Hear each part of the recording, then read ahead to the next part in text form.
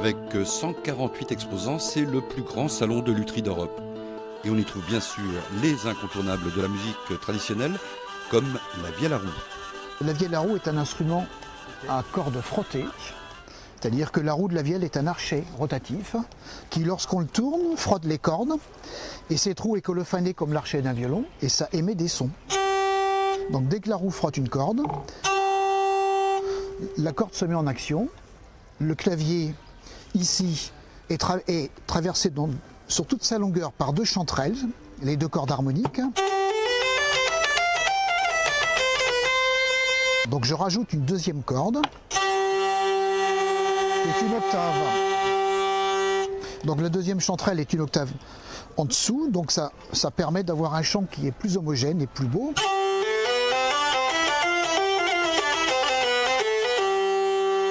Je rajoute la trompette qui est notre section rythmique, puisque c'est un instrument orchestre.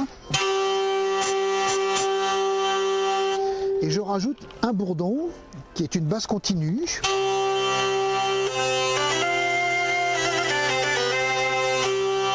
Et là maintenant je suis parti.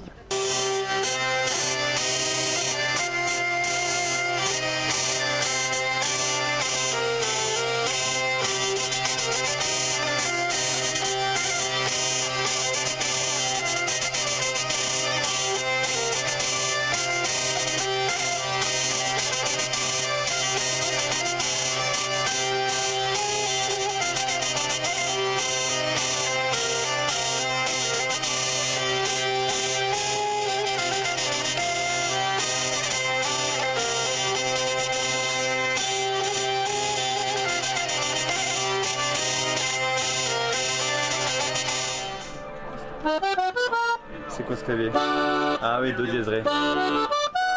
Do dièse ré? Autre incontournable, l'accordéon, mais diatonique ou chromatique? On devrait parler d'accordéon monosonore et bisonore, et généralement on parle de diatonique et de chromatique. Et la différence, c'est que monosonore, quand on tire et quand on pousse le soufflet, on a la même note.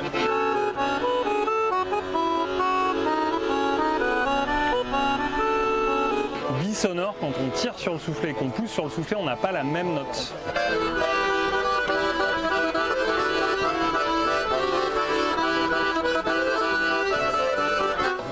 Et la plupart du temps, on parle de diatonique pour les accordéons bisonores et de chromatique pour les accordéons misonores, alors que chromatique et diatonique, ce sont des adjectifs liés à la musique. Alors conseil pour un débutant, justement? Ah, diatonique, allez, parce qu'on a pas diatonique, c'est moins cher, voilà.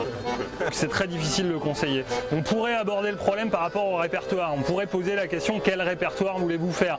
Même si, une fois de plus, ça a tendance à s'atténuer, cette différence-là. Mais ça serait la question à poser et en fonction de la réponse, on dirigera plutôt vers du chroma ou plutôt sur du diaton.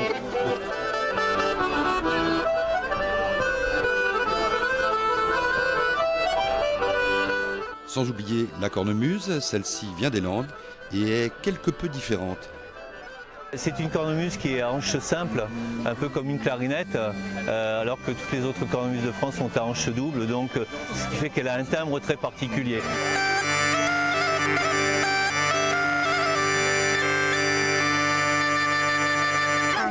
La cornemuse landaise, elle a disparu. Elle a disparu comme beaucoup de cornemuses en France. C'est-à-dire que c'est sa pratique qui a disparu. Elle-même, elle n'a pas disparu. Parce qu'on en a retrouvé une vingtaine, donc elle n'a pas disparu. Mais par contre, savoir comment on en joue, savoir comment on les fabrique, comment on fabrique les autres, ça a disparu. Et donc, voilà, c'est dans les années 70, comme là aussi pour la plupart des cornemuses, eh bien, on a appris à refabriquer les instruments et à en jouer. Parce que si elle avait disparu, par contre, la pratique de la musique traditionnelle dans les Landes, elle n'avait pas disparu. On est vraiment sur une pratique très très différente puisqu'on ne lève que le doigt de la note jouée. Ça s'appelle un doigté fermé. Donc c'est effectivement une façon de jouer très très différente des autres cornemuses de France. Ouais. Le haut son continu, on trouve aussi des instruments beaucoup moins classiques. C'est à découvrir dès demain.